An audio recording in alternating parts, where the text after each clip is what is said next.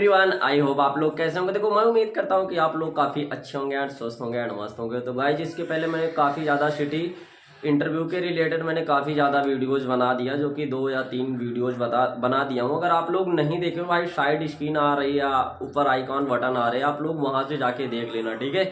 आज की जो वीडियो होगी वो तीनों वीडियो से ये कुछ अलग वीडियोज़ होने वाले, क्योंकि ये सारी चीज़ें मुझे क्लियर हो चुकी है किस तरीके से रिक्वायरमेंट है इस बार परमानेंट होगी। क्योंकि इसके नेक्स्ट वाली वीडियो में मैंने आप लोगों को बताया था कि कितने इस बार परमानेंट की रिक्वायरमेंट है। सेम मैं आज इस पर बात करूँगा कितनी परमानेंट की रिक्वायरमेंट है एंड इंटरव्यू आप लोगों को किस तरीके से इंटरव्यूज़ देना है, ठीक है। उसके बाद आपका मेडिकल में क्या होगा और मेडिकल के कितने दिन बाद, सबसे मोस्ट चीज़ ये रहेगी कि मेडिकल के कितने दिन बाद आपको फाइनल ज्वाइनिंग दे दिया जाएगा मारुति सुजुकी इंडिया लिमिटेड में। ये सारी बात हो रही है परमानेंट की, ठीक है, ना कि कैजुअल वाले कैंडिडेट के लिए नहीं हो रही।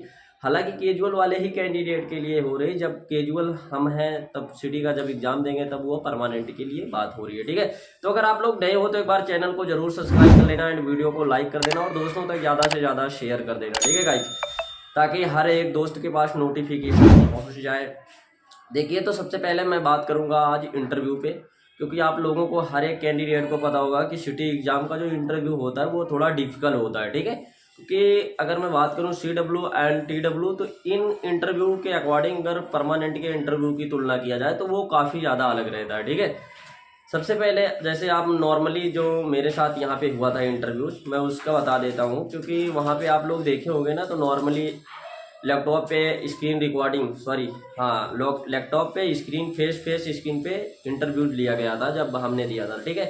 तो वहाँ पे तो ज़्यादा कुछ नहीं, उन्होंने सबसे पहले तो तुम्हारे पर्सनल इंटरव्यू के बारे में पूछा, उसके बाद फिर तुम्हारे फैमिली बैकग्राउंड के बारे में पूछा, फिर तुम्हारे फादर वादर के बारे में पूछा, फिर उसके बाद आपने अगर एक्सपीरियंस, अगर उन्होंने पूछा कि अगर आपके पास एक्सपीरियंस है तो एक्सपीरियंस जिस कंपनी का था बट उस कंपनी के बारे में हमने बताया। फिर उसके बाद क्या हुआ ना कि वो जो तीसरा या चौथा क्वेश्चन, अगर आप जिस कंपनी के बारे में बताते हो फिर उस कंपनी के स्टेशन पे जहाँ पे काम किया हो आप उसके बारे में वो अच्छे तरीके से नॉलेज लेंगे, ठीक है। बट ऐसा कुछ नहीं है।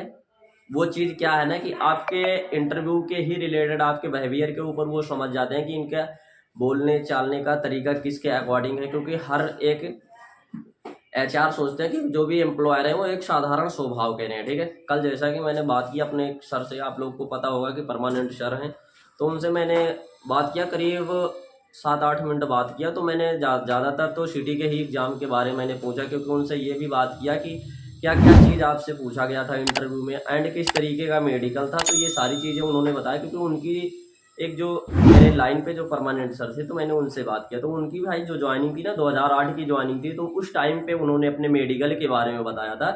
तो देखिए गाइस, उस टाइम पे उनके इंटरव्यू में जो चीज़ें पूछी गई थी तो वो जनरल नॉलेज कह रहे थे कि सबसे पहले तो फैमिली बैकग्राउंड के बारे में पूछा गया एंड उसके बाद फिर फैमिली बैकग्राउंड के बाद फादर एंड मदर के बाद बारे में पूछा गया। फिर उसके बाद ये पूछा गया इसके पहले आपने किस स्टेशन पे काम किया था उसके बारे में पूछा गया। फिर सबसे मोस्ट चीज़ें पूछी गई थी कि जनरल नॉलेज के बारे में पूछा गया था, ठीक है गाइस। तो ये सारी चीज़ें आप लोग अभी जो फिलहाल चल रही है उन चीज़ों की प्रिपरेशन जरूर कर लेना एंड अगर आप लोग स्टडी बंद कर दिए हो तो स्टडी को कंटिन्यू फोकस रखना। जब तक फोकस रखना है कि जब तक आपका फाइनल सिलेक्शन नहीं हो जाता है, ठीक है। तो आप लोग को स्टडी को अपने कंटिन्यू फोकस रखना है। चलिए मैं अब इंटरव्यू पे आ जाता हूँ, ठीक है, क्योंकि मैंने उनकी सारी कहानी तो बता दी। अच्छा हाँ, मैं बात कर लेता हूँ मेडिकल की, ठीक है। तो उस टाइम पे 2008 की मैं बात करूँ कि किस तरीके से मेडिकल हुआ था गाइस, तो उस तरीके पे मेडिकल पे सबसे मेन फोकस था, क्योंकि बहुत ज़्यादा टफ तो उस टाइम पे मेडिकल नहीं हो रहा था। उन्होंने मुझे साफ खुल के कहा कि वो 2008 में उतना ज़्यादा टफ मेडिकल नहीं हो रहा था, एक नॉर्मल मेडिकल हो रहा था जैसा कि वो मेरे साथ किए थे। तो एक हाई जंप करवाया था उन्होंने, उस टाइम पे गुड़गांव में हुआ था। अब तो वो कह रहे थे कि ये भी मुझे नहीं क्लियर है कि किस जगह पे ये इस बार मेडिकल करवाएं, क्योंकि हर बार ये लोकेशन अपनी चेंज करते रहते हैं, ठीक है।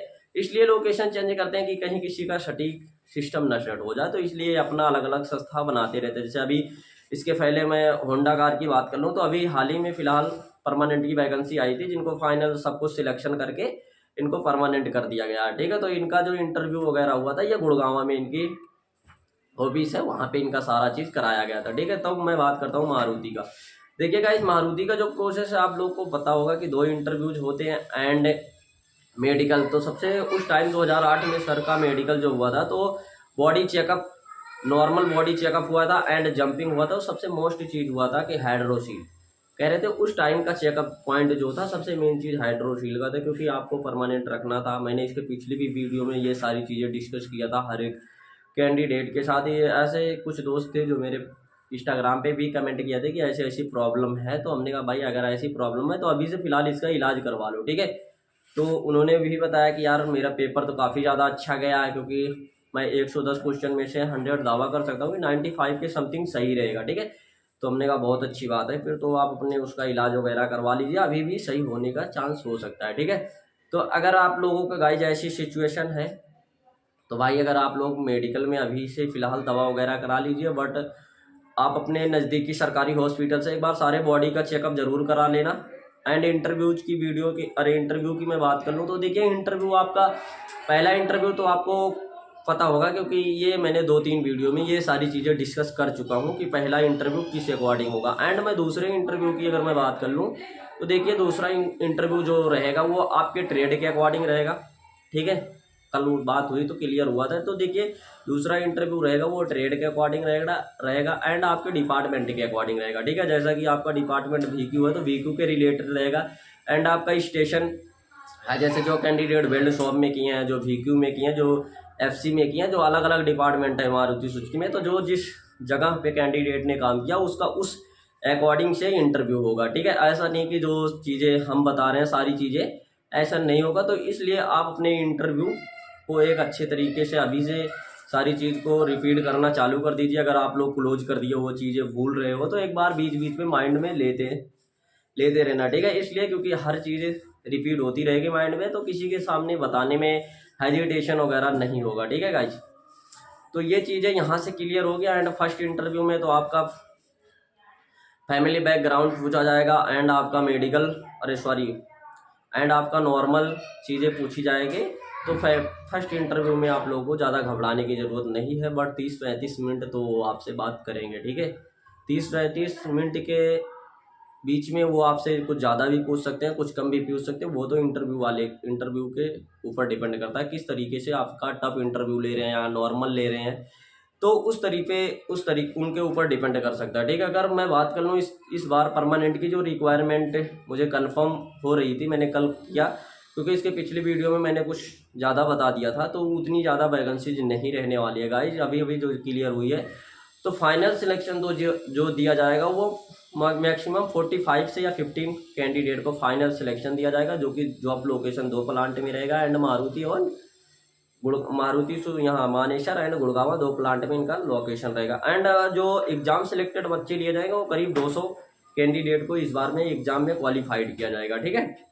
तो वो 200 बच्चे में से 50 बच्चे वो मेडिकल में कुछ को बाहर करेंगे एंड कुछ को इंटरव्यूज में बाहर करेंगे। तो इस अकॉर्डिंग पूरा प्रोसेस इनका रहने वाला है, ठीक है। ये सारा प्रोसेस इनका 1 महीने 7 दिन का या 10 दिन के समथिंग का ये सारा प्रोसेस रहता है। जैसे फर्स्ट इंटरव्यू हो गया तो आपको 8 या 9 दिन का गैप देते हैं, उसके बाद बुलाते हैं। तो वो इंटरव्यू होने के बाद आपको बोल दिया जाएगा कि इस तारीख को मेडिकल है, तो आपको उस तारीख को मेडिकल कराने जाना होगा। मेडिकल कराने के बाद नेक्स्ट 4 दिन में आपको फाइनल ट्रेनिंग के लिए भेज देते हैं कंपनी में। जब आप कंपनी में ट्रेनिंग के लिए जाते हो तो वहाँ पे मैक्सिमम 20 या 25 दिन के समथिंग वहाँ पे आपकी अच्छे से ट्रेनिंग होती है। जिस शॉप में आपको दिया रहे उस शॉप की ट्रेनिंग होगी, ठीक है गाइस। ऐसा नहीं है कि आप पहले बेल्ट शॉप में कर रहे हैं तो आप फिलहाल बेल्ट शॉप में भेजा जाओगे, ऐसा कुछ नहीं है। क्योंकि ये सारी चीज़ें मैंने सर से क्लियर किया, तो उन्होंने कहा कि मैं पहले दूसरी जगह पे काम कर रहा था, फिर बाद में मुझे परमानेंट होने के बाद दूसरी जगह पे डाल दिया गया, ठीक है। तो ऐसा कुछ नहीं कि जो भी दोस्त सोच रहे हो कि मैं उस स्टेशन पे काम करता था तो उस स्टेशन पे मुझे भेजेंगे, तो ऐसा नहीं है भाई।